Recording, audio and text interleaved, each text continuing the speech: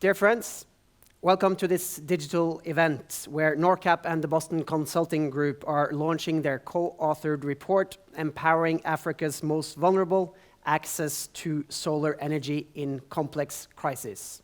My name is Stig Arild Pettersen, and this event is part of the ONS Digital Conference on Energy. And you're either following us on their website or on Facebook Live. Welcome, and thanks for taking the time to join us in this conversation. We will have a brief presentation of the report before we dive into a panel discussion about the challenges faced and solutions suggested on the topic of access to solar energy for the world's most vulnerable. This event will end at 10 o'clock. First of all, I would like to say welcome to Benedicte Giæver from NORCAP and Odd Arne Skjåtil of Boston Consulting Group. Benedicte is the Executive Director of NORCAP, which is part of the Norwegian Refugee Council and one of the world's largest providers of expertise to the humanitarian, development, and peace-building sectors. Odd Arne represents the energy practice of BCG, which has worked with NORCAP for many years, and with NRC. Welcome to both of you.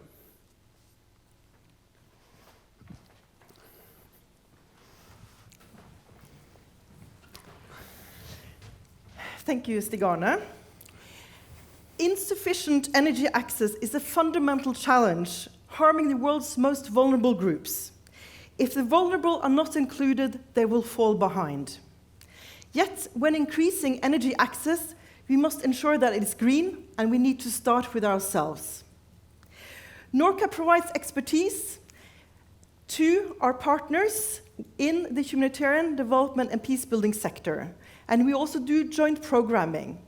In addition, we support and we work together with national and local authorities and institutions, and we support civil society organizations. We are also the biggest provider of global expertise to the energy sector. And there we have seen that clean energy is a key enabler for more resilient and independent communities.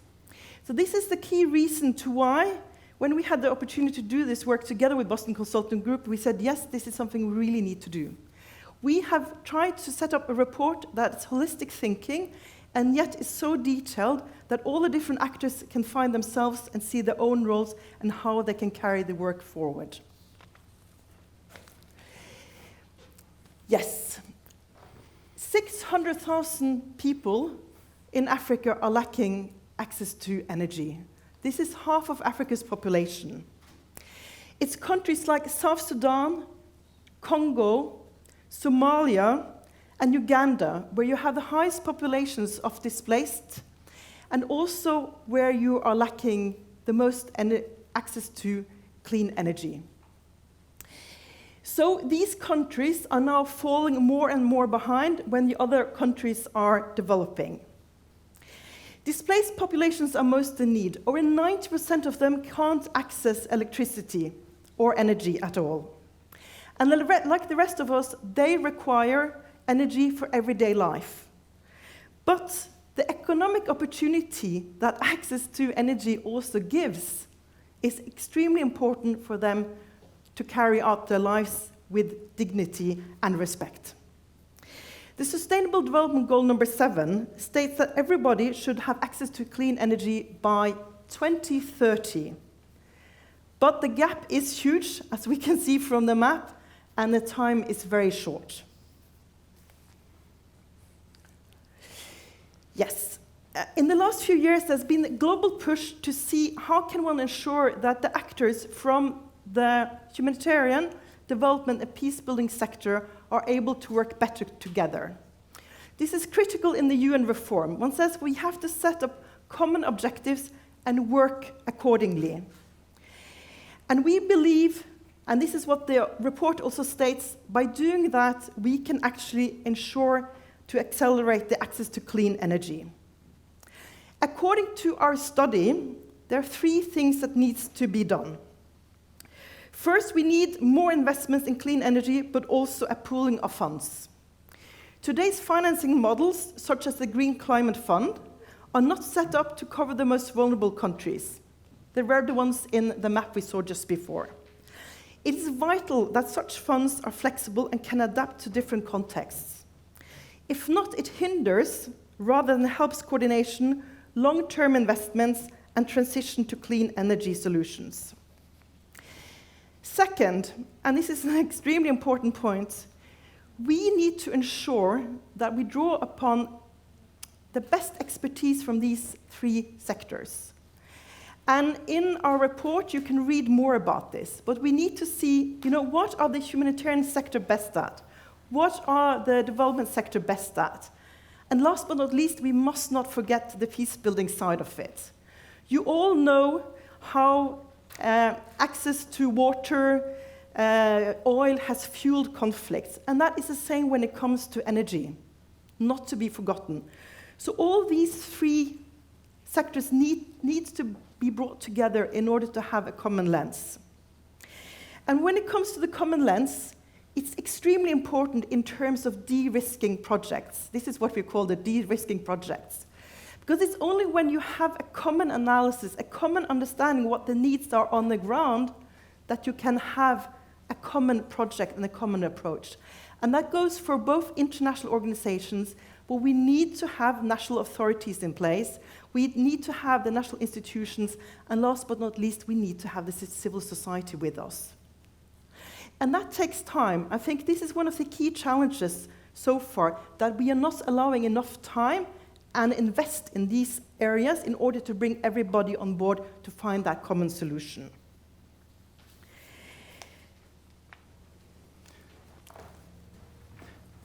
It's a daunting challenge that Benedicte has presented. And through our study, we talked to more than 60 leaders of NGOs, international organizations, clean energy companies, governments, and investors. And we firmly believe that now is the time to address this issue. NGOs and UN agencies could lead the way by transitioning existing old diesel generators into solar energy. The technology is ready. The cost of solar panels has come down by a factor of 5 during the past 10 years, and it's better and cheaper than diesel engines. A natural next step would be to extend that energy supply to surrounding service hubs, such as schools, hospitals, community centers, etc.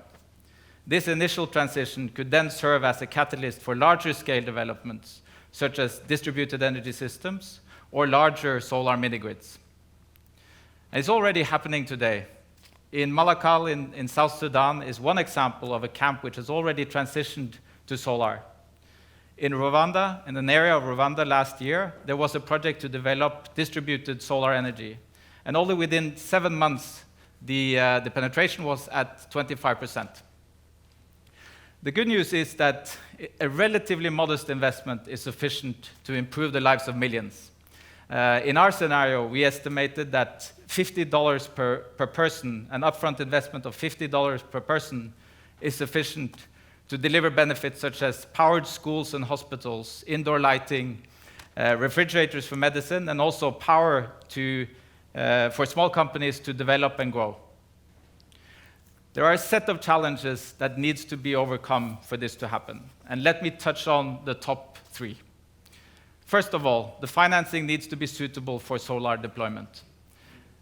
Typically, the budgets of NGOs and international organizations are short-cycled, and that does not really fit with the deployment of solar, which typically will have an upfront investment followed by years of community benefits and lower operating cost. As Benedicte alluded to, the funding is there, it's available, but it needs to be channeled in the right way. Secondly, there is a significant off-taker risk. The NGOs cannot commit to longer-term contracts because the camps are not supposed to be there long-term. Furthermore, the displaced persons are some of the most poor people in the world and often incapable of paying for the service. There are initiatives ongoing to mitigate this, and an example are cash programs which are emerging now hand in hand with distributed energy and distributed solar models. Number 3, there are many countries in Africa where the political and regulatory landscapes are challenging. And we've seen examples of projects that have been stopped after years trying to navigate the political and regulatory landscapes. I think also it's important to recognize that for the host countries, it's a threat that the camps and the displaced people could become permanent. So for this to become a solution where we see actually the accelerated deployment of solar, it needs to become part of the country's development plan, and it needs to be seen as a positive contribution to that development plan. Now, several stakeholders need to contribute for this to become a reality. The investors and the funding partners, they need to see this as an opportunity and then put in place the financial mechanisms to make it happen. We're already seeing some positive development in this area. The innovative finance, which is part of the Global Plan to Action, is an example of... In the end of the day, this is what it's all about. Thank you.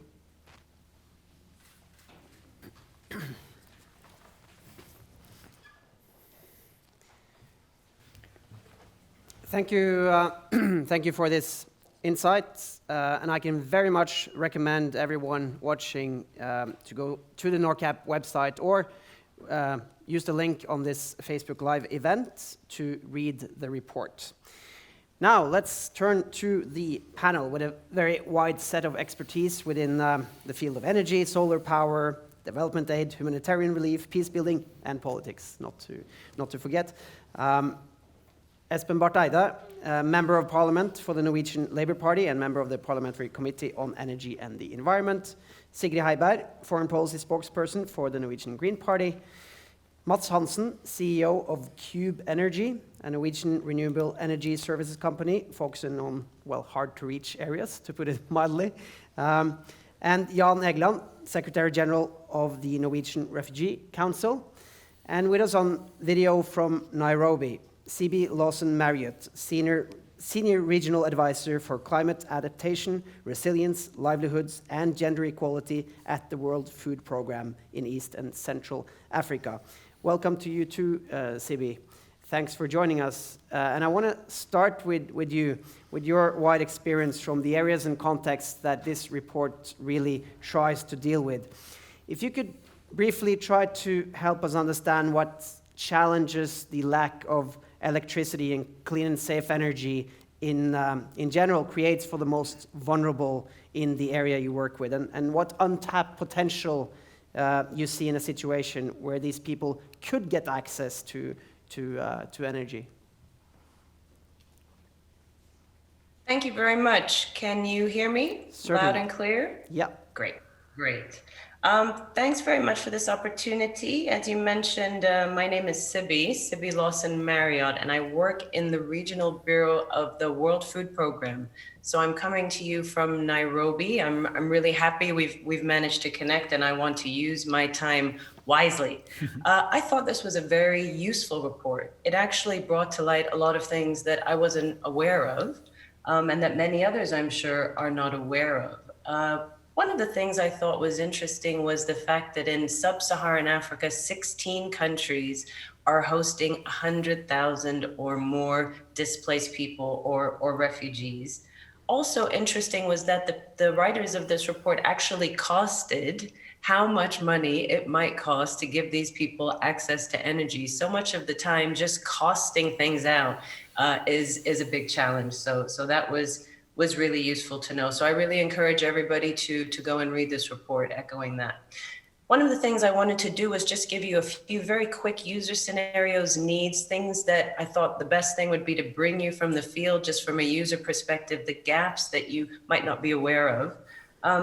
So I've worked for 20 years all over the continent of Africa in different contexts, humanitarian development, protracted crises. But I want to bring you this morning some examples from Ethiopia, which is where I worked most recently. Fascinating country for many reasons that many of you might be familiar with. One interesting thing about Ethiopia is up until very recently, it hosted more refugees than any other country in the world. Total open door policy, an island of stability in what can sometimes be quite a chaotic region. Of course, they do this under the international pact that they will keep their doors open for people to come in, and the international community will help them to sustain these people until they can go home or be settled. In 2019, interestingly, with a bit of unrest in the country, Ethiopia was home to more internally displaced people than any other country in the world as well. So the cost of this situation is enormous. It's enormous for the country hosting the refugees and the displaced population. It's enormous for the international community. And of course, it's enormous from the people who have the misfortune to be displaced. To put some numbers to that, for the food alone, in Ethiopia alone, there was a cost of $11 million a month. And that $11 million is going to provide only the most basic food and nutrition that you can imagine. And it's less and less available these days. And what that means is that often you don't get 11 million a month, you might get 9 million a month or 7 million a month. And when that happens, the food that goes to the refugees and their families gets reduced. We all know that the money for humanitarian response, such as supporting refugees, is not available much anymore. It's going down. And in Ethiopia, there were often times where all that was provided was the equivalent of, say, 1 or 2 slices of pizza per day. So really, resources are scarce. So what's happened is this system has reached breaking point for many reasons that we're not here to discuss today, but countries are less and less able to provide the support to the host governments. And the host governments, understandably, are starting to say, well, in that case, we're not going to be able to bring these refugees in. But it's a time of transformation, recognizing that this is no longer working. Many international partners, led by, notably, interestingly, your neighbors, Sweden and Denmark, are trying to make livelihood investments so that these refugees will have opportunities to make their own money, make their own livings. Governments who previously were reluctant to have refugees move around or settle have now removed all those restrictions and said, we will give them IDs, the ability to work. Of course, the refugees themselves have very different skills and sets of attributes that could work. But the unexpected block that these projects, which are on a big scale, to be commended, very forward thinking, the big block they're running into that wasn't expected is energy. Energy for irrigation, energy for education, energy to keep basic pumps moving, energy for training centers, energy for cell phones. So in your livelihood projects all over, where we're hoping this will be the exit strategy for the international community's responsibility for these refugees, they're hitting a snag that it's difficult to address. So energy keeps coming up in a gap here as a block to self-reliance for these people that we're talking about. That's case number one. Another case I'd like to share with you, the second one, is about nutrition. In Ethiopia, you have very high levels of stunting, and there was a great project that was going to provide poor families with a cash grant. It's free money, it's restricted, so it can only be spent on nutritious foods like fruits and vegetables, eggs, dairy, being implemented with the help of very good NGO partners in the government, and a lot of education about why this was important to do. And after a few months of implementation of this project, what they discovered was that these mothers, it targeted, by the way, mothers, pregnant women, young children, poor areas, mobile money, interesting. They found that the women were only buying onions and potatoes. And when they asked them why this was, they would say, well, we can't store them at home. Your papayas, your spinach, your leafy greens, all of that stuff, it goes bad. So they weren't buying it. They were trying to stretch their money. The retailers, who were often, by the way, small traders, women, they weren't able to stock large quantities of these nutrient-dense food because they don't have cold chain. They don't have storage. They don't need a lot of energy, but they need some. Once again, energy came up as one of the biggest blocks for this project. We know that as you move further away from the centers, from towns and cities, services overall decrease, but where we tend to work, WFP and our partners in very rural areas, there's almost no access to energy. That's come up as a threat again. My final explanation doesn't need much of a long story. It's just to say that we're very hopeful that a vaccine will be available for the COVID virus soon. And we know that once that challenge is passed, one of the biggest questions that's going to be, how are we going to have equitable access to everybody to get it? It won't work if only a few people have access to the vaccine. And we know from working on HIV that delivering this support, delivering access to these medicines is difficult in rural areas for unexpected reasons. One of the things we're flagging right now is cold chain for vaccine storage in rural areas. Where will it come from? We will need to set this up very quickly. So those were just a few of the user cases, and I'm sure we could find many, many, many more, and many are in the report. But the few thoughts that I wanted to leave you with, hopefully to spark some discussion is that the technology is moving so fast. It's only accelerating, but African countries, particularly sub-Saharan African, have shown an ability to leapfrog. We don't have to follow the same evolution. We have shown, particularly if you look at cell phones, one of the fastest growing cell phone populations in the world, a very young population that's willing to embrace new technology, that's increasingly concerned about their environment and sustainability.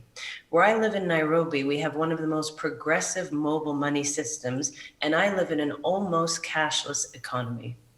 When COVID struck, companies were very quickly able to pivot to make incredible services available digitally, to make money truly cashless. So there's a lot of willingness to change. There's a young population, it's a tabula rasa. We have the opportunity to drive the direction of development in the ways that we want it to go, that's not always available.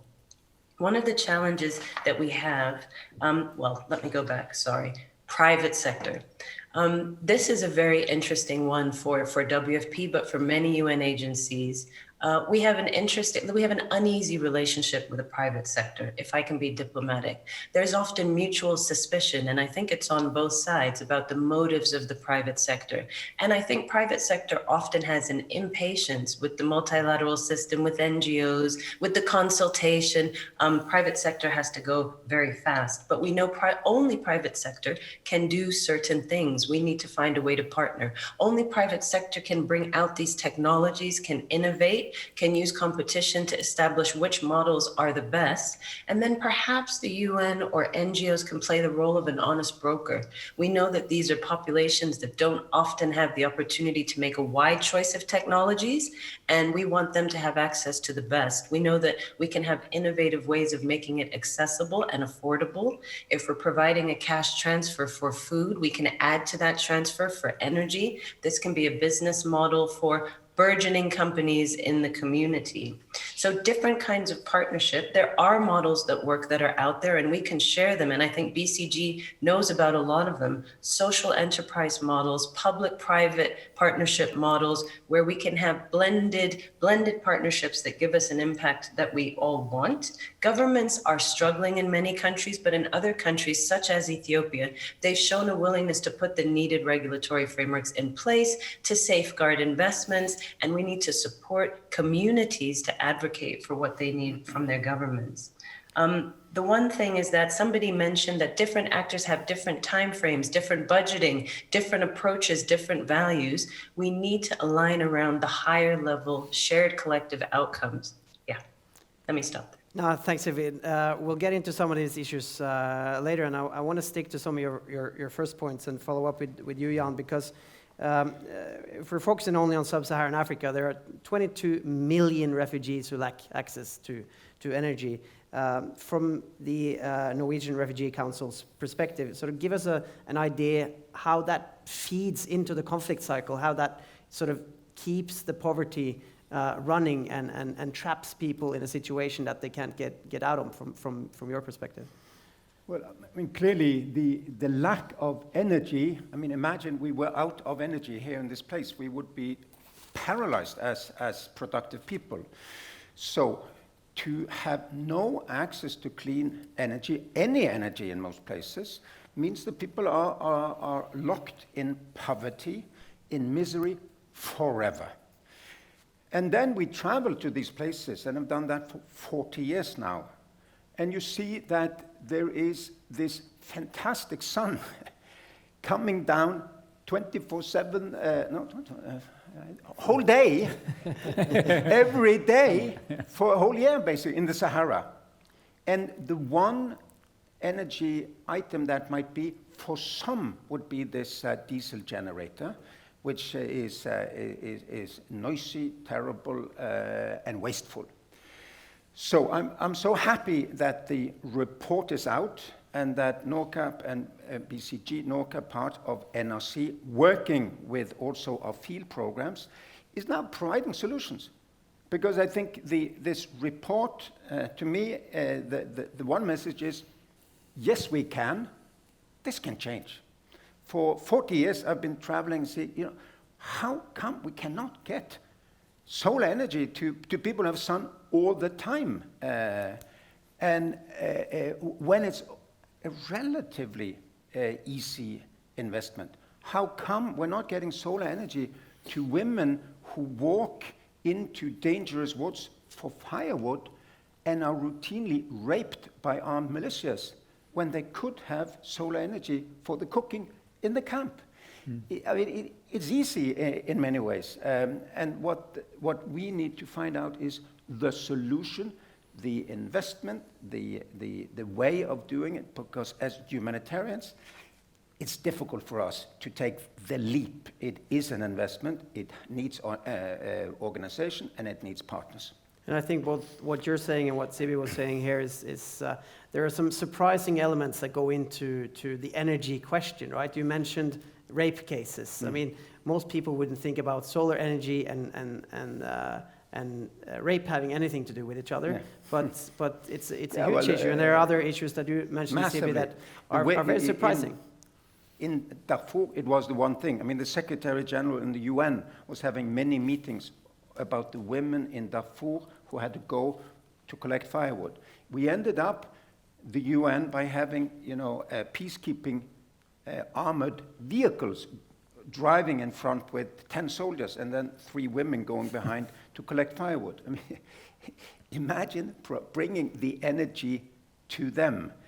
Or the kerosene stoves that I've seen in all of these huts routinely falling over and burning the children, beyond recognition.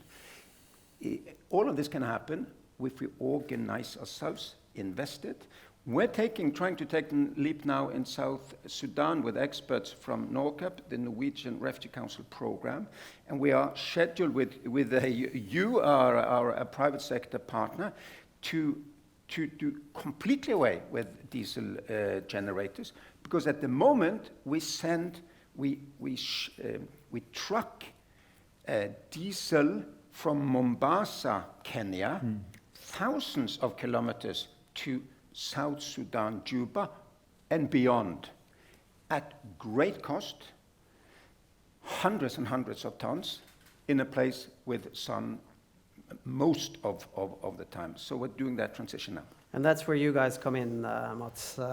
Cube Energy, you've decided to do something about this, basically. You have experience yourself from South Sudan, and you created a company that tries to sort of bring energy out to these vulnerable areas. Just give us a brief introduction. What are you guys trying to do, and what kind of challenges are you facing in doing this? Yeah, so perhaps firstly I can say a little bit about sort of the company, because I think we're a little bit sort of unique and well placed to address this problem. So we were a group of people that previously worked in the UN within the humanitarian side and the peacekeeping side, and sort of saw the challenges internally for transitioning the operations from relying on diesel to more renewable sources. What we saw was that there was a sort of a lack of technical capacity to sort of look at non-traditional energy sources, and there was a lack of investment capital because of the annual sort of funding cycles of these organizations. So they chose diesel generators in our experience because they are cheap to buy, they're easy to install. The problem is that they're expensive to run, and they require constant maintenance. So the sort of end result is that a disproportionate amount of funding is spent on running diesel generators. So we established Cube 5 years ago with the ambition of seeing if we could leverage some of the private sector mechanisms to overcome some of these shortages, to attract some of the expertise from the private sector and to use slightly more flexible funding mechanisms where we didn't really have to take into consideration if the end users were peacekeeping, if there were humanitarians or development sort of actors. We could deploy capital wherever sort of the requirements for investors were met. Today we have established 3 large solar plants in South Sudan, where we have offered these solutions on both power purchase agreements or leasing, where we sort of remove the technical and financial responsibility of operating these plants from the international actors. We think that these are ways of getting the scale of investments needed. CB mentioned sort of they have done a lot of calculations in the report. We think that perhaps these calculations are a little bit small. We think that to transition the sector away from diesel, billions of dollars is needed, and I think private sector is well placed to raise that funding and really sort of maybe use the international organizations as a point of departure for installing permanent infrastructure in these vulnerable areas. But apart from financing, from money, of course, that you guys are concerned with, what are the main sort of concrete challenges that you meet when trying to set up? I think in terms of partnership, I agree with CB that this is very often quite awkward. For the locations that we're talking now, they're the most remote areas of the world. There's no public infrastructure or ways of getting there without using either UN flights or things established for the international organizations. I think trying to find modalities where private sector can access these areas and using some of that infrastructure set up by, for example, the humanitarians. I think that Norway, as a big donor, can play a role in this and sort of mitigating, for example, making special provisions in the logistics clusters. Another point is I think Norway has a great history of supporting development of sort of grid-tied energy projects with development funding. I think some of this funding can be used or should be used also in non-grid tied areas, so areas where there are refugees that are far away from the grids. A third point there is that with the off-taker risk that has been raised in the report, Norway is about to establish a guarantee fund or a guarantee mechanism for renewable energy investments. We think it's really important that this mechanism is also directed at and made relevant for areas where there are displaced populations, so that you can get the scale and the speed in these type of investments that is necessary. Let's try to get back to that guarantee fund later. I mean, unfortunately, no one from the government is here, and that guarantee fund was sort of launched almost a year ago, and I don't know how much we've heard about it since, but we can get back into that. Sigrid, Mats mentioned here, Norway, big donor. And I guess for the Green Party, this is a no-brainer that Norway should spend a lot of money on green energy abroad. But take me through where you really see the chance for Norway to create some real policy with real impact in this area. Well, I think, first of all, with what this report shows, right, is that solar power has great potential, and especially when it comes to places like these camps with displaced people, because solar is great for off-grid energy. I mean, for us in the Green Party, we of course want to go a lot further than the current government or previous governments on allocating funds, on making bigger state guarantees for Norwegian companies to invest in sustainable renewable energy in developing countries. We want to make the petroleum fund into a real green engine for green transformation internationally by giving the fund a new mandate that prioritizes profitable investments in low and zero emission solutions. We want to give at least 10 billion in support of the UN Green Climate Fund per year as part of the climate and nature percentage and so on.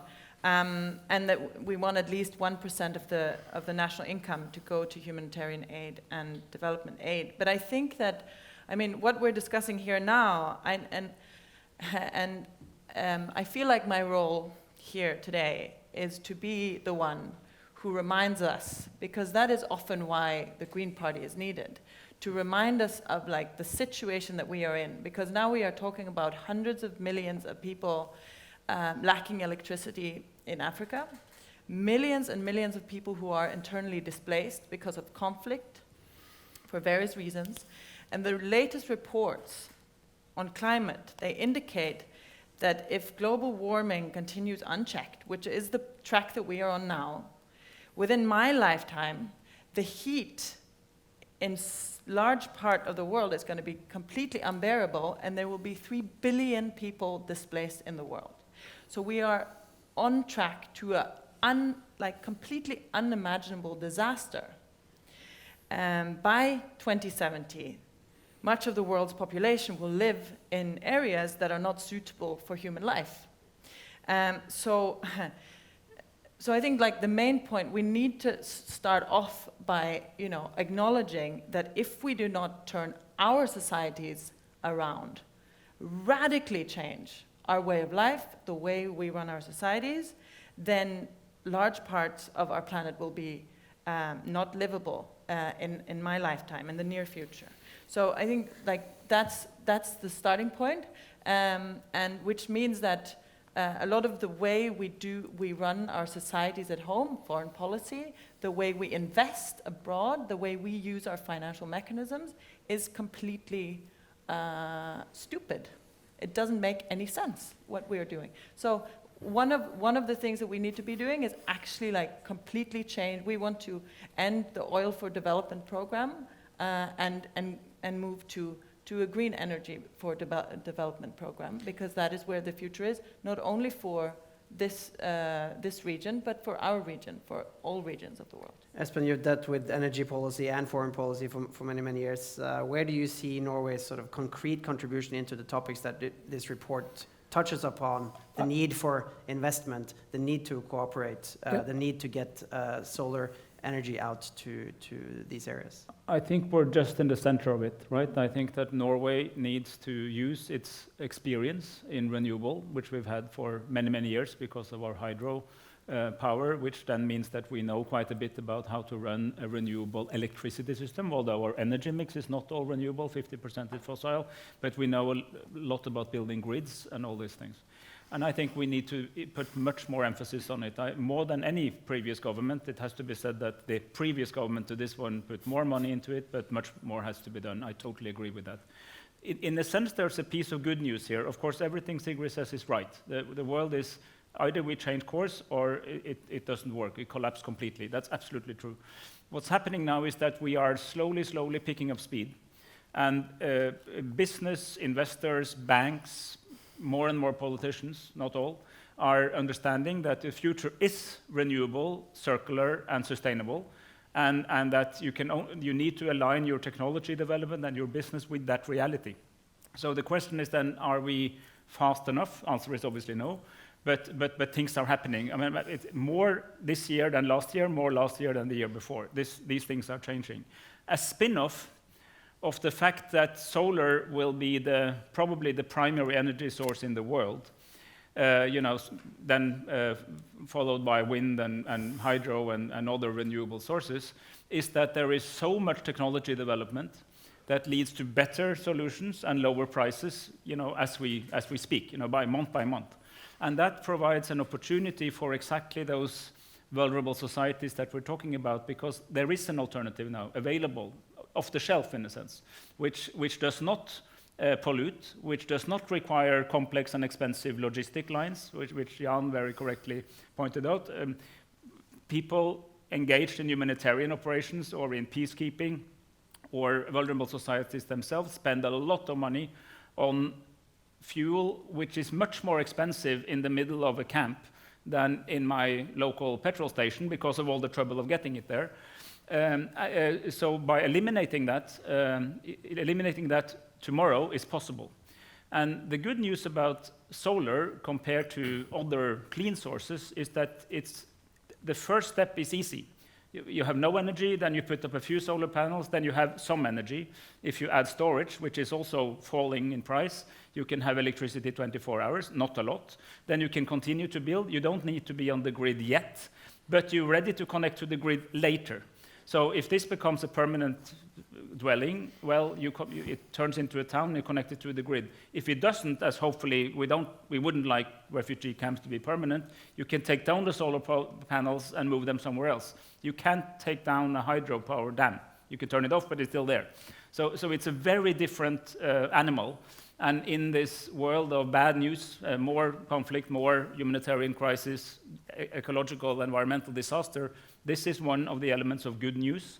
And I think Norway should go all in, because we have money, we have competence, we have expertise and experience, and we're credible in this field. And you mentioned the expertise, but I went very briefly, like, could you be concrete on sort of the money side, for example? I mean, what could be done to sort of unwrap this knot, untie this knot that we're seeing right now, that Mats is talking about, that the report is talking about, where you're sort of hitting your head into a wall in trying to reach these areas and roll out?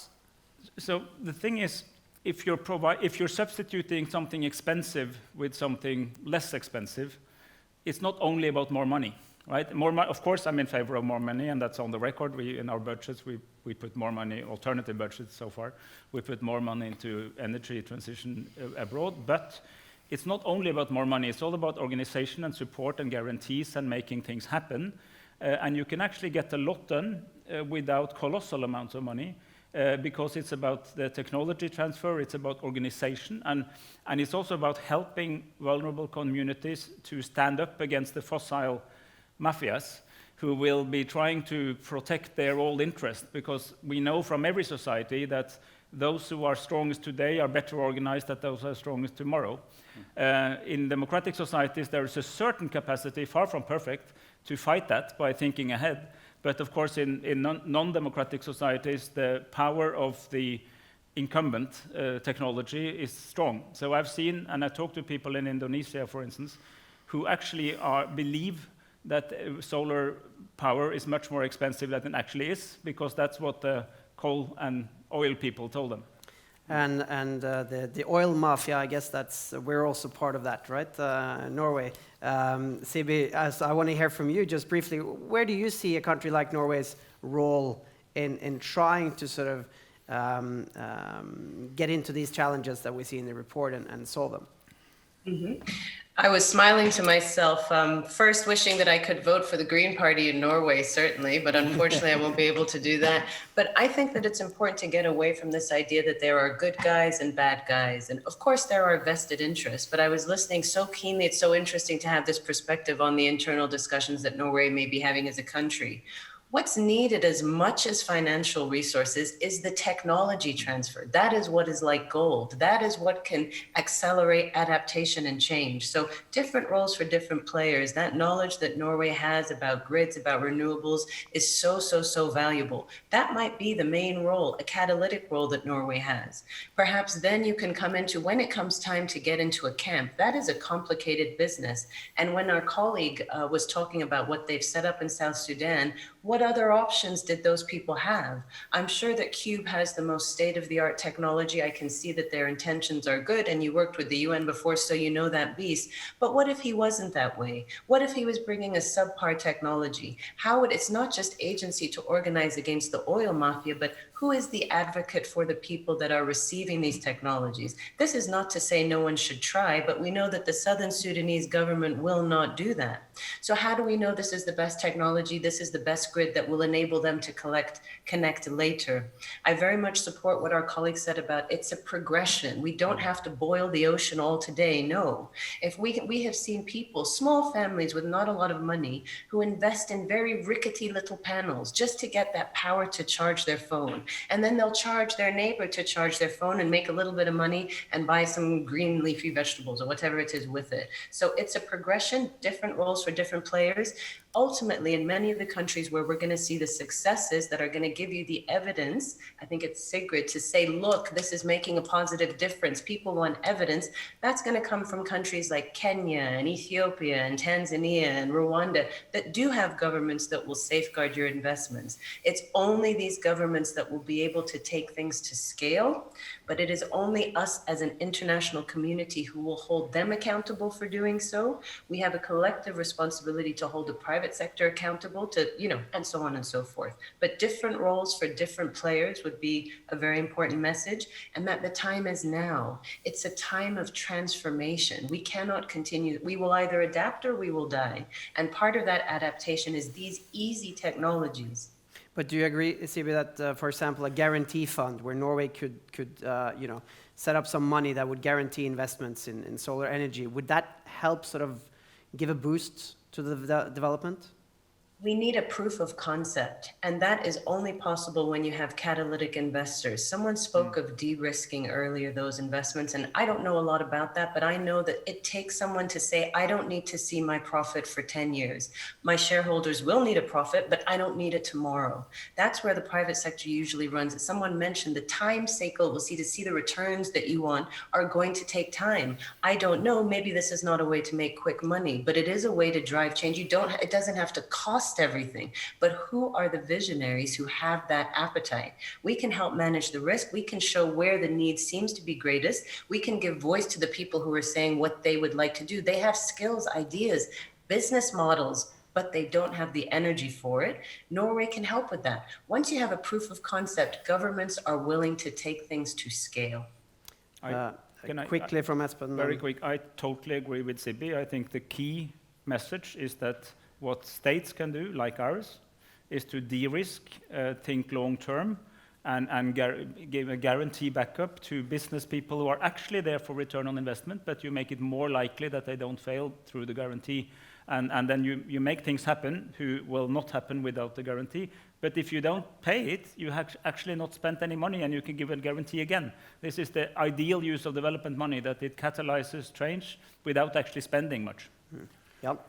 Yeah, and what we need now is, of course, a few big bangs in some places. It's incremental progress, many places, but we should have a few models. I mean, maybe we could use South Sudan. A lot of things are happening there. 2, 3 other countries, and would require a number of things. Of course, the funding is essential. Some of these funds for the climate that I've been discussing for 20 years. I mean, the green funds here and there, and it produced more seminars than big progress on the ground. We need, and I think the report in a way gives a sketch to how it could happen. We need 2, 3 countries where the humanitarian country team, including World Food Programme, big organization, big NGOs like NRC, the development people, the peacekeeping mission, agree, let's pool resources. Then we have some private sector coming in, helping us, and they say, okay, we'll fix it in the next 6 months, and you can pay us back over 5 years. And then we have the government saying, yes, okay, it costs 100 million NOK in South Sudan, we're willing to advance that, for example. That kind of a concrete plan on the ground is needed in the next few months. I mean, I pledged solemnly to make NRC carbon neutral within few years. And I need action, really. I need from myself, but also from my environment, because if we're alone, we will not succeed. Mats? Yeah, no, I think it's a good point. And with regards to proof of concept, I think there are models out there that work at the moment. I mean, I like to... You're sitting right here. Boast my own project, but I think the Malakal project does provide a very interesting model. I think it's a model that works for a fragment of the actors in Malakal. I think it's set up to provide mainly electricity to the humanitarian and international organizations present there. It has limited impact on the population outside. I think that's where, when we speak to investors, it's difficult to make that from a purely capital perspective, but where I think the added investment from an agency like NORAD to extend the grid cables out to the local population, it would be relatively small compared to the overall size of the actual plant that is there. When it comes to sort of having some trust in the private sector, I think that when you look at the timelines mentioned in the report, that 60% of organizations and populations should be required or provided with clean electricity within 5 years. I think that does require some sort of aggressive policies to achieve that. And I think that it's important also to take some risks and to allow a variety of actors to come in and set up models that if you can see that it's successful one place, maybe you can sort of expand that to other places. But I think with just the timelines involved, it requires that sort of a basic amount of trust and sort of, I think, inviting in the private sector to play a big role in the development. Sigrid, briefly. Yeah, I mean, I agree with the last speakers, but, because I think that a key thing here is about de-risking and making sure that there are also private sector money that is willing to go into these projects. But of course, these temporary camps is the crux of the problem, right? Because to invest in solar, you need a first-time investment, and then your running expenses are low. So the whole point is that these camps are temporary, so often that investment doesn't make sense. Often the humanitarian sector doesn't have a long enough perspective, so then you stick with your diesel generator, which is very expensive to fuel. But I just want to say that one positive thing here is that even if you don't manage to, go completely solar or very big solar, even a small, if you get some solar, that means that your other fuel, like your diesel generators, you will be more resilient to disaster, to problems in these areas, because you will have longer access to your fuel. CB, just super quick. Super quick, just to say, while the permanence of the camps and other political considerations is an obstacle, we shouldn't let it stop us, because these solutions are also needed in other low-income areas often around the place. But that's I'm saying super quick, I'm sorry, because there's one more issue I just want to touch upon before we wrap up this panel, and it's the little elephant in the room that report is also mentioning, talking about the triple nexus, cooperation between the development, humanitarian, and peace-building sectors. And I think a lot of people who are not involved with NGOs, international NGOs, maybe it's a surprise that these are three very different sectors, and they don't sort of talk to each other, they think in silos. Why is that an issue in this regard? And sort of try to be concrete and brief. How can we solve that? You said, Jan, they should agree. Let's talk to each other. Well, that's easier said than done. You have a lot of experience from the sector. How do you see it?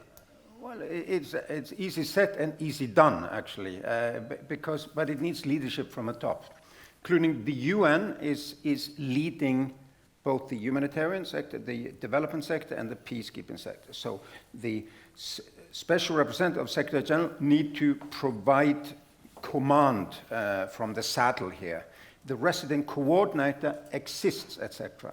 And then we can be, agitators inside. The problem is really that the humanitarians who are on the ground, we're massively on the ground. In places, the development people and others, and the World Bank and the International Financial Institution, they don't even go there. But we are really trying to survive the next few months, basically. We have one-year budgets, and we are overwhelmed by the crisis of the day. The development actors are the ones who could do these 2-year plans, 3-year plans, and help provide the funding. And then we pool resources in the sense, I mean, how many Toyotas are roaming around in South Sudan? Hundreds and hundreds and hundreds, if we look at all of the actors having this together. Investment from all of us together would solve it in an instant with good donors, and I'm sure that the two parties here will convince all of the others to have this investment. Espen, from your experience, why is that so hard, and how can we make a change in this regard? There are entire books being written on this dilemma, and I've written some of them and worked with Jan on that in one of my previous incarnations. It's extremely complex. It's seemingly easy, let's just talk together, but then there are different mandates, and then there are different reasons you're being there. There are actually even reasons why you shouldn't mix everything together, because humanitarian is not developmental, and development is not exactly the same as political change. So these are complex issues. But what I do notice is that the energy and the climate dimension, both of them, energy and climate, are now much more integrated into thinking than it used to be, for instance, 15 years ago when Jan and I worked on this, trying to reform the UN's approach to this through what was called ECHA. So I think there is a much better understanding that you have to factor in this dimension. I would like to say that we need still to distinguish between what is short to middle term solutions to a camp, for instance. It's not exactly the same as building a long-term community, and we need to be clear about that and see how we can sort of deal with that dilemma. Because, as I said, the step from no energy to some energy can today very easily be done with solar power. The step to a modern advanced society, which is also very renewable, is perfectly doable, but much more complex because it requires a very high level of organization and trust, not only engineers, but political organization that lasts over time. Otherwise, it's much easier to fire up a coal plant. So I think in the development part of this discussion, and in that end, I think to not only look at technology, but how technology is actually applied, how you connect, how you create long-term agreements will be a very important part, and we know something about that in this country and in Europe, because Europe is doing this. And I think we need to apply this, and I'm happy to say that my next event today is Nordfund's conference, which is about the same. It's called Building Back Cleaner, Greener, and Better. And it's also about how to use development fund for these kind of changes. Sigrid, finally, a brief perspective on that point from you. We can do multi-year planning that has shorter cycles within it. We are able to align if we have to. So it's hard to do, but it can be done.